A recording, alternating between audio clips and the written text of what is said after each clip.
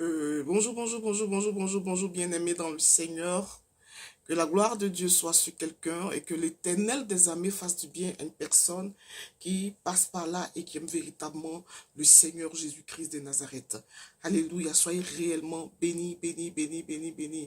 Je sais que nous ne sommes pas véritablement nombreux, je n'ai que peut-être 2 abonnés, mais le plus important, c'est de pouvoir véhiculer un message de la part du Seigneur par rapport à ma chaîne. Et ma chaîne parle de la femme flamme de feu, la femme qui croit en Dieu, la femme puissante, la femme qui aime véritablement le Seigneur, la femme qui dépend de Dieu, la femme qui croit en Dieu, alléluia, et la femme qui vit selon la parole de Dieu, véritablement.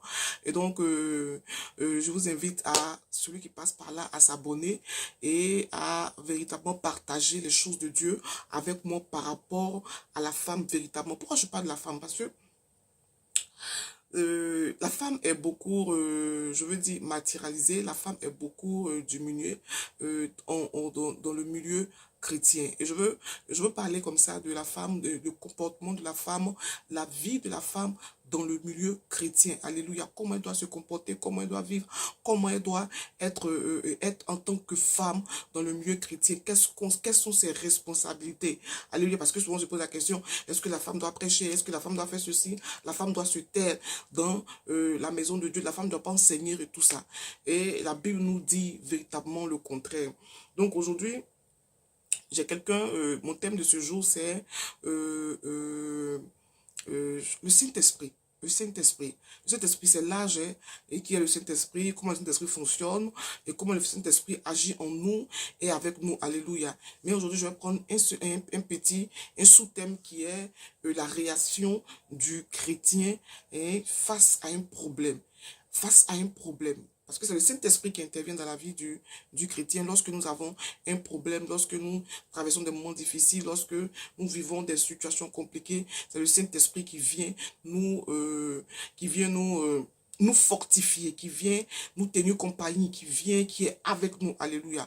Et donc, la personne m'a posé la question de savoir, quand un chrétien reçoit une mauvaise nouvelle, quelle est la conduite à tenir vis-à-vis de cette mauvaise nouvelle?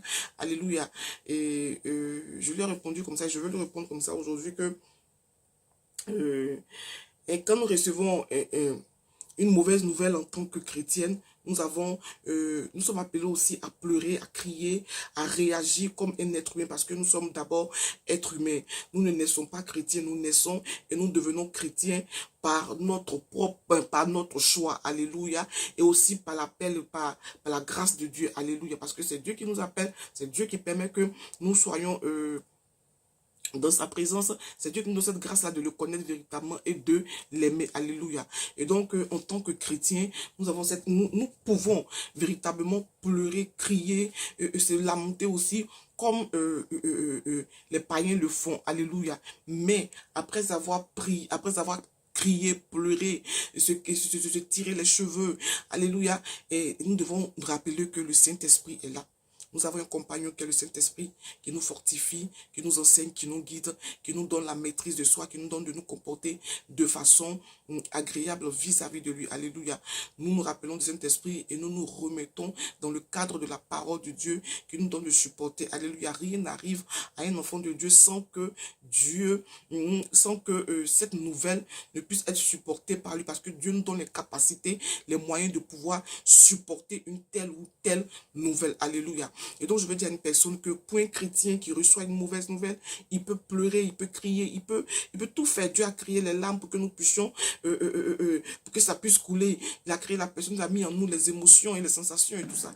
Donc, c'est normal que nous puissions pleurer, nous puissions crier, nous puissions avoir une réaction subite. Alléluia. Mais après le Saint-Esprit qui est notre compagnon, viendra nous mettre dans le bon chemin en nous conseillant, en nous donnant en nous fortifiant, en nous guidant, en nous donnant des passages bibliques pour nous fortifier, pour nous dire telle situation que nous vivons a été déjà vécue dans la Bible, telle personne a vécu ça, telle personne a vécu ça, et donc nous pouvons tenir, nous pouvons être véritablement forts par rapport à l'esprit de puissance qui est en nous. Parce que la Bible dit quoi?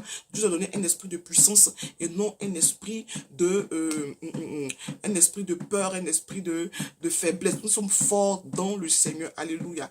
Et donc, toute situation qui nous arrive, nous devons nous tourner devant le Seigneur, pleurer, crier et prier, parce que Jacques a dit dans son livre que celui qui souffre prie. Et donc, dans la souffrance, tu dois prier. Après les pleurs, après les cris, après, tu dois prier, te reconformer à la parole de Dieu. Alléluia. Véritablement, j'espère que j'ai pu répondre à ta question. Toi qui m'as posé la question, toi, ma soeur qui m'a posé la question, tu peux crier, tu peux pleurer, ce n'est pas mauvais de manifester, de dégager ta douleur, ce n'est pas mauvais, c'est pas anti-biblique, c'est normal, tu peux le faire, alléluia, et puis Dieu te fortifiera.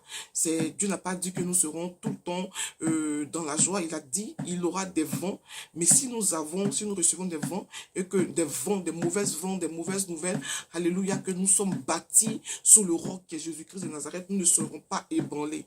Alléluia. Et donc, quand le vent vient, le vent bouge un peu la maison, mais parce que nous sommes bâtis sous le roc, parce que nous avons le rocher comme soutien, comme appui, nous ne sombrons pas. Alléluia. Nous ne tombons pas. Alléluia. Nous demeurons fermes parce que Jésus est en nous. L'Esprit de Dieu nous donne la force de surmonter. Alléluia. Et donc, véritablement, soyez bénis, que la gloire de Dieu soit sur la vie d'une personne qui passe par là. J'espère que je t'ai répondu véritablement, ma soeur. Alléluia. Si tu as aimé la vidéo, clique et abonne-toi afin que à chaque fois que je balancerai une vidéo par rapport à une préoccupation de quelqu'un, d'une personne, tu puisses recevoir un peu l'exhortation. Alléluia. Soyez réellement bénis, et dans la prochaine vidéo. Ciao, bisous. Je vous aime énormément. Alléluia.